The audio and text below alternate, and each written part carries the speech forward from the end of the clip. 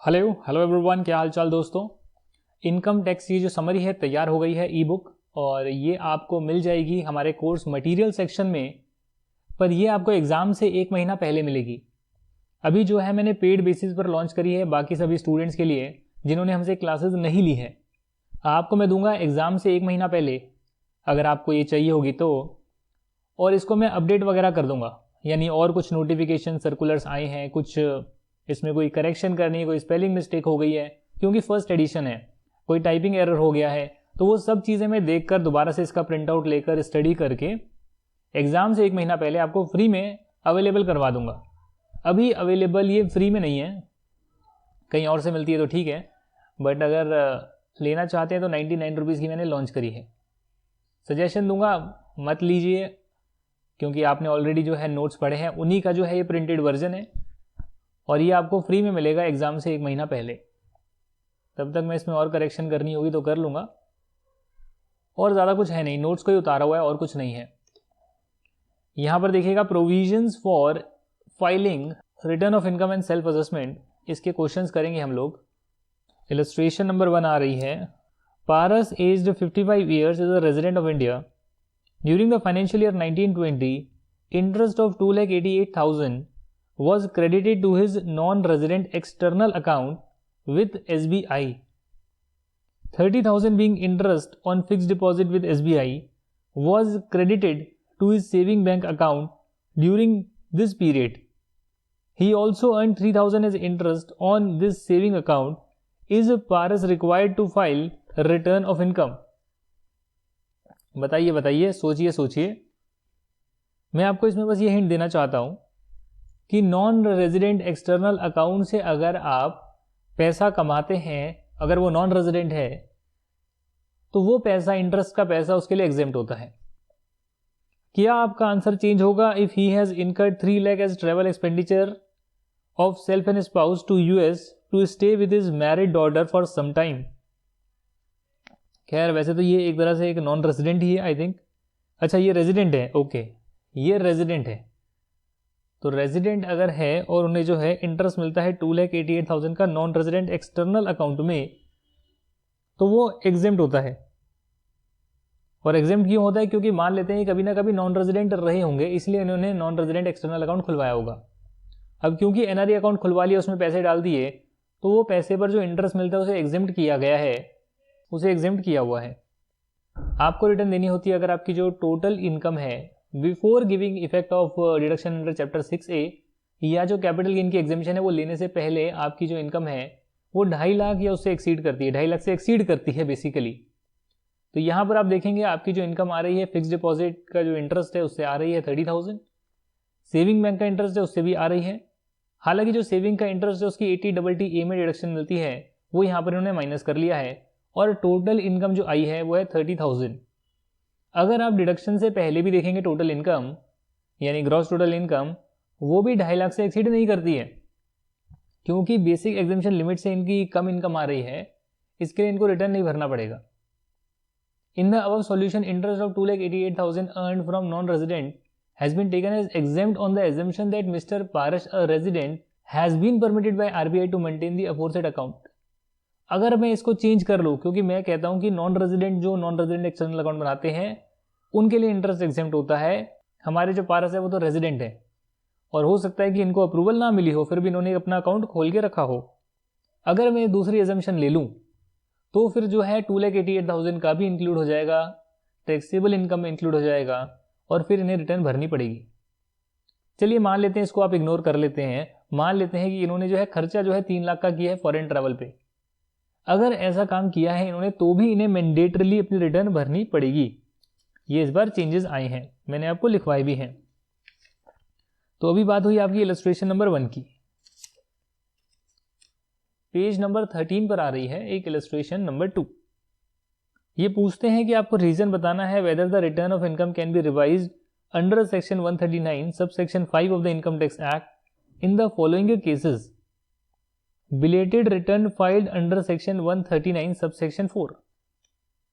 ये सिंपल सी एक चीज पूछ रही हैं कि अगर मान लेते हैं कि आपने रिटर्न को लेट भरा है, यानी आपकी 31 जुलाई की डेट है या 30 सितंबर की है, डिपेंडिंग ऑन आपको ऑडिट कराना है या नहीं कराना है, उस वाली डेट से बाद में आप भरते हैं तो उसे बिलेटेड रिटर्न बोलते हैं।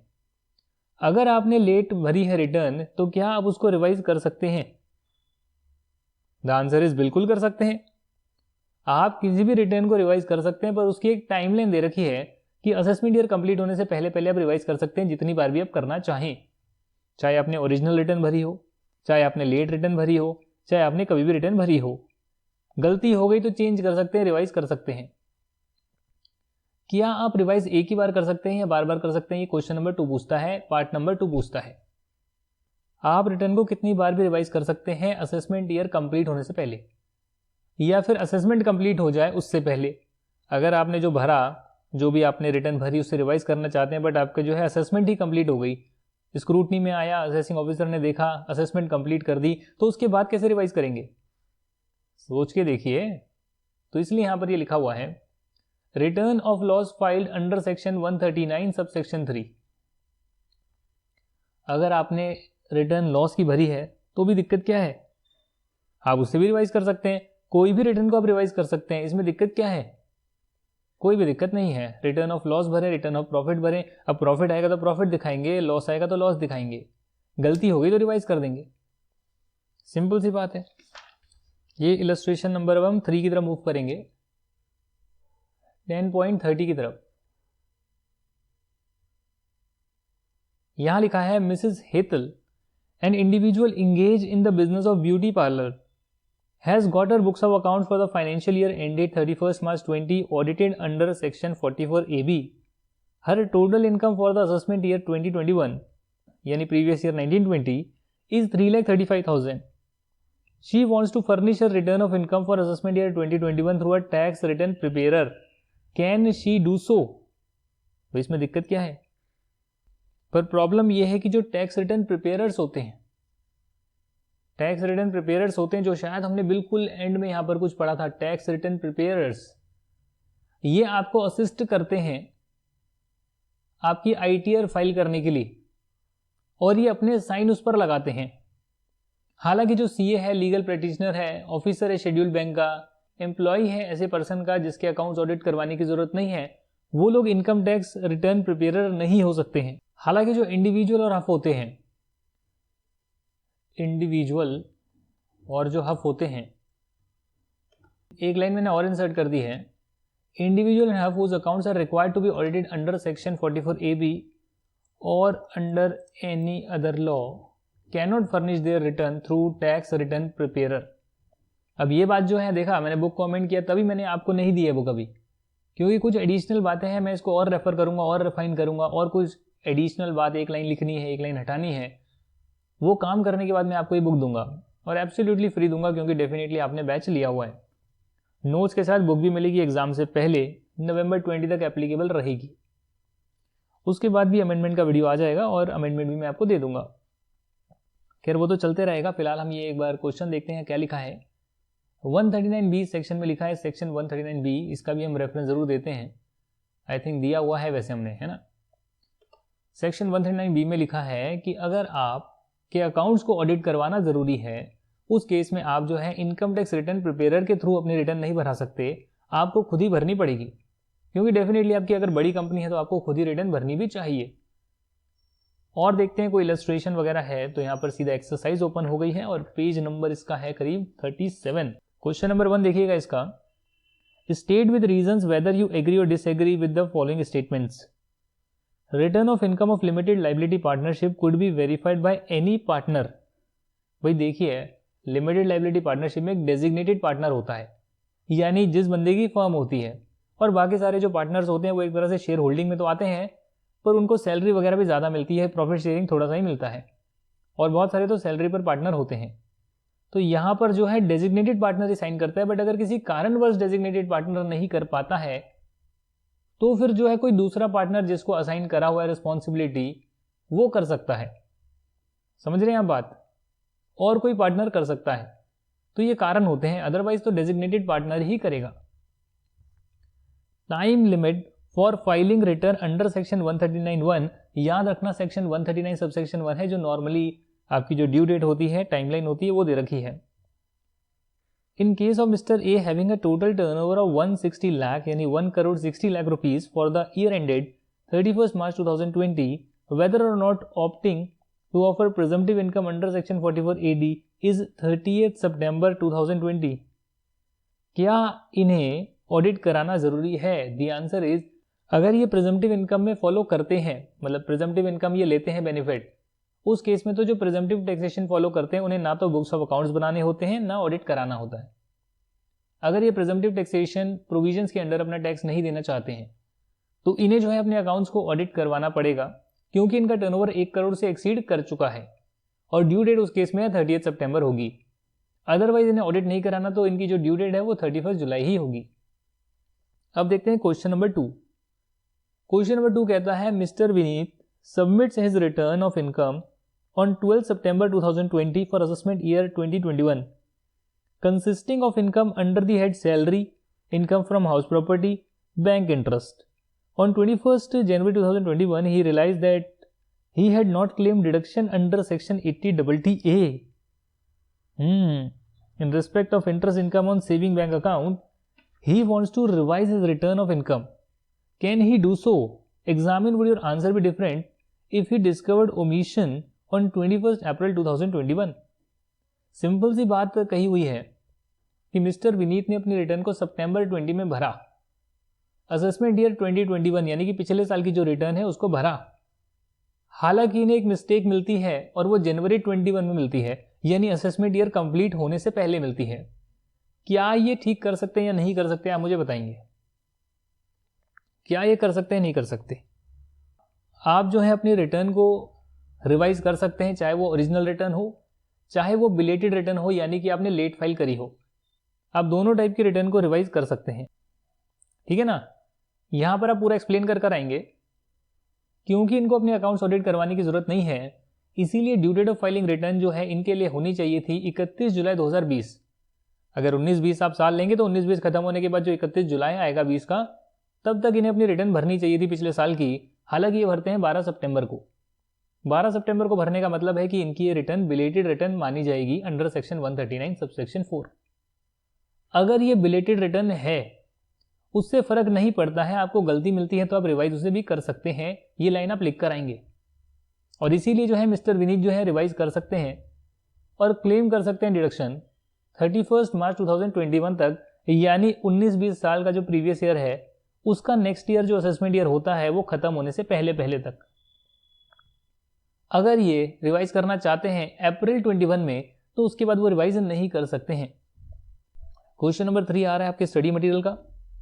Examine with reasons whether the following statements are true or false with regard to the provisions of Income Tax Act 1961.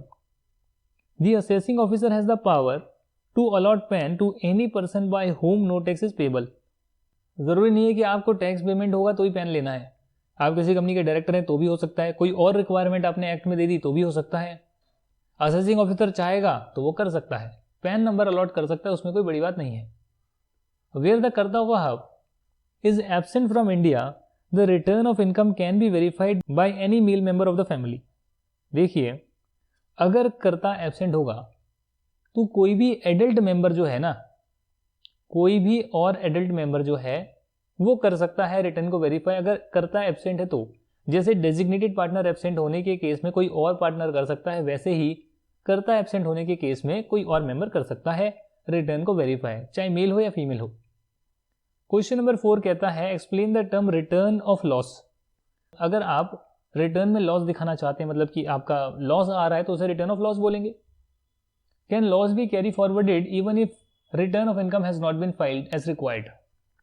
देखिए, पहली बात तो इसको समझिए कि जो रिटर्न ऑफ लॉस होती है उसमें आप जो है लॉस शो करते हैं, which shows certain losses. Section 80 में लिखा हुआ है कि अगर आप लॉस को कैरी फॉरवर्ड करना चाहते हैं तो आपको due date of filing return से पहले करना पड़ेगा अपनी रिटर्न को फाइल। बात समझ में आ गई आप? इसी में एक नया सेक्शन भी है दोस्तों, सेक्शन 139 सबसेक्शन 3, जो कहता है कैरी फॉरवर्ड करने के लिए रिटर्न को टाइम पर फाइल करना पड़ेगा। बात समझ रहे हैं आप? सेक्शन 80 भी कहता है, 139(3) भी कहता है, दोनों अलग अलग सेक्शन है, दोनों कहते हैं। 139 आपका रिटर्न वाले चैप्टर से, 80 किसी और चैप्टर से है। Following losses are covered under section 139(3). मतलब आपके जो बिजनेस लॉस हैं, स्पेकुलेशन है, आपका स्पेसिफाइड बिजनेस का है, कैपिटल गेन का लॉस है, ओनिंग मेंटेनिंग रिसोर्सेज का है। हालांकि हाउस प्रॉपर्टी का जो लॉस है और अनएब्जॉर्ब डेप्रिसिएशन है, ये दोनों ही चीजें अगर आप रिटर्न लेट फाइल करते हैं तो भी क्लेम आप कर सकते हैं और कैरी फॉरवर्ड कर सकते हैं। ये मैं आपको ऑलरेडी बता चुका हूं। बोल्ड में जो लिखा है वो अमेंडमेंट है और हम ऑलरेडी कवर कर चुके हैं। हमारा जो चैप्टर है कंप्लीट हो गया है, सिलेबस कंप्लीट हो गया है। हालांकि जो आपका चैप्टर नंबर 8 है, कंप्यूटेशन ऑफ टोटल इनकम, मतलब जिसमें कोई कॉन्सेप्ट नहीं कराने, सिर्फ क्वेश्चन आंसर्स करवाने हैं, उसका मैं एक वीडियो और अपलोड करूंगा और वो आप जो है अपनी पूरी रिवीजन करने के बाद ही अटेंड करेंगे।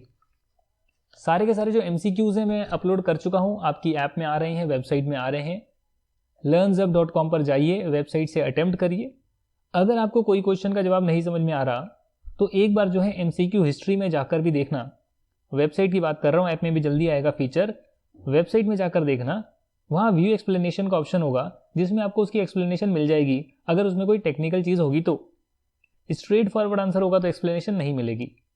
ऐसे आप अटेम्प्ट करिएगा और अपने टेस्ट को देकर मेरे तक शेयर भी करिएगा कि देखो सर हमने टेस्ट कर लिया है।